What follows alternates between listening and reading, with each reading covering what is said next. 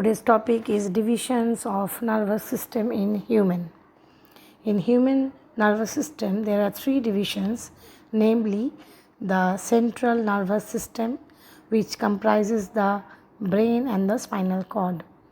Next is the peripheral nervous system or PNS, that mainly includes the sensory nerves and the motor nerves, that brings impulses to the CNS, the sensory nerves, and transmit motor impulses from CNS to effector organ, that is motor nerves. And the third type of division is ANS, autonomic nervous system, which includes the sympathetic and parasympathetic neurons. So, human brain. Let us discuss about human brain. The brain is a highly developed structure in human being, which is nearly 1.2 to 1.4 kg in adult human. Now, this brain is covered by three meninges or layers. The meninges or layers lie inside the bony case known as cranium. The whole brain is encased in the cranium. Now, this meninges has cerebrospinal fluid or CSF in between them that protect the brain from mechanical injury, absorbs shock, and it helps in the exchange of nutrient and waste products between nervous tissue and blood. It also maintains a constant pressure in and around the brain. Now let us describe the three meninges. The first meninges from outer side is dura mater. It is the outer tough and fibrous membrane. Next, thereafter is the arachnoid membrane. It is the middle delicate membrane. And there finally is the inner membrane called pia mater, which is the highly vascular membrane which lie in the inner side of the meninges. Now, there are two types of brain matters in the nervous system. One is the grey matter, another is the white matter.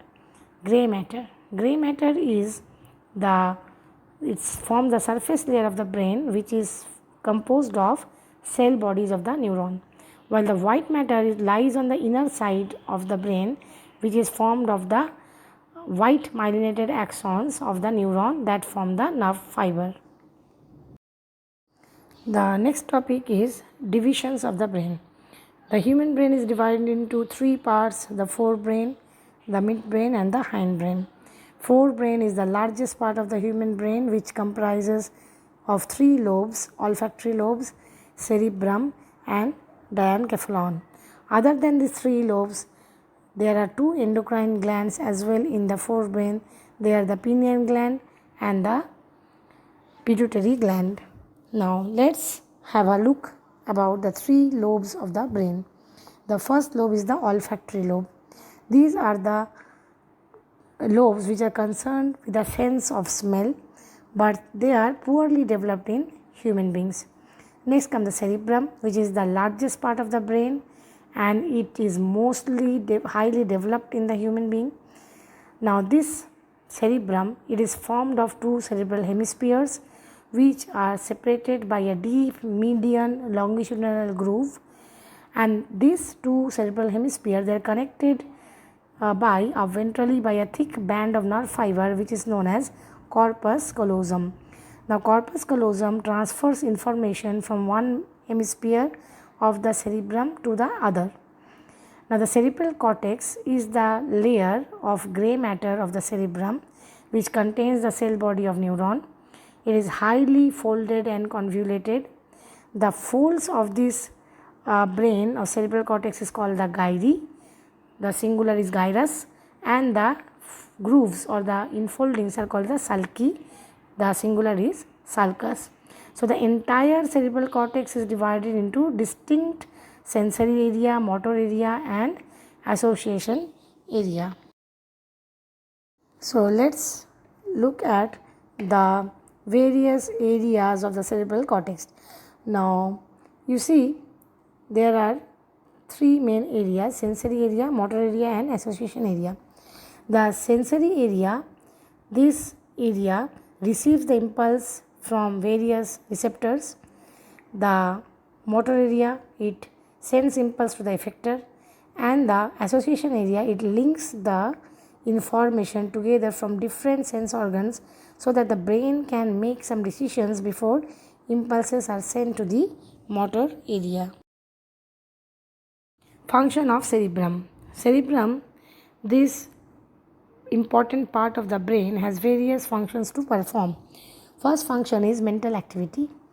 The association area of the cerebrum are the centers of instinct, thinking, memorizing, reasoning, consciousness, sense of responsibility, learning, etc. Even admiration, hatred, feeling of love, these are also controlled by the mental activities of the cerebral hemisphere. Next come the sensory perception. Sensory areas of the cerebrum are associated with perception.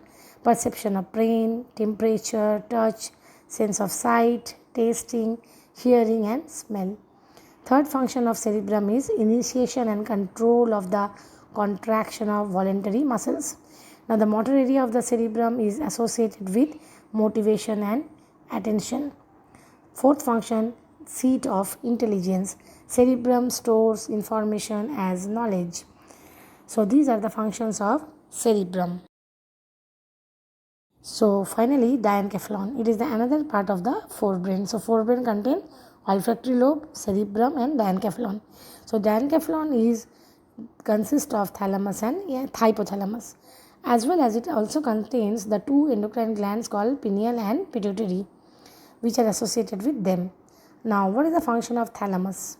Thalamus, it serves as a relay center for the sensory and motor impulses from spinal cord and medulla to the various parts of the cerebrum.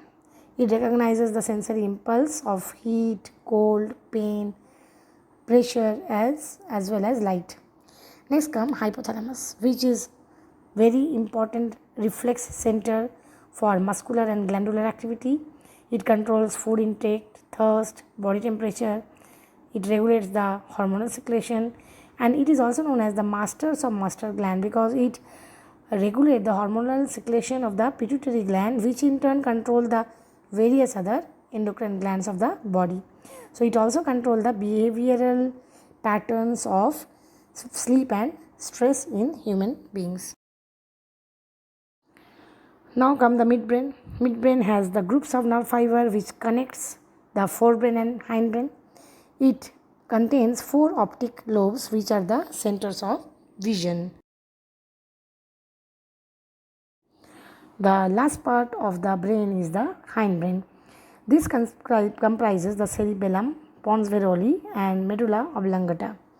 Now cerebellum, this is also known as little brain, is the second largest part of the brain but much smaller than the cerebrum. It lies at the rear of cerebrum, partly overlapped by it. Now the cerebellum, it controls and coordinates the movement of voluntary muscles. It also controls the body posture, equilibrium while walking or jumping. Second is pons varolii. Pons varolii, it lies on the under surface of the cerebellum. It transfers impulses from one hemisphere of the cerebellum to the other hemisphere and also coordinate the muscular movement of the two sides of the cerebellum. Finally, the medulla oblongata. Medulla oblongata is the posterior part of the brain and is located at the base. It is also known as brain stem. It controls the involuntary activities such as swallowing, peristaltic movement, then peristaltic movement of the whole alimentary canal, indeed, heartbeat, breathing movement, etc. So therefore, medulla oblongata, it has cardiac center as well as respiratory center. So these centers, they mainly regulate the various respiration rate and heart rate. So this medulla oblongata, it also controls some reflexes, as I already described it in my reflex action part. That video you can see and watch and understand. So there are various types of reflexes including sneezing reflex, coughing, vomiting, swallowing. These are controlled by the medulla oblongata. So children, hope you liked the content of the video, understood the topic, and hope you may have some queries. If you have any queries, do comment me in the comment section as usual. And if you like the video and you think that this is enough for you to understand about brain in class 10, then please do share with your friends, and please don't forget to subscribe my channel. Stay happy, stay safe. Thank you. Thanks for watching.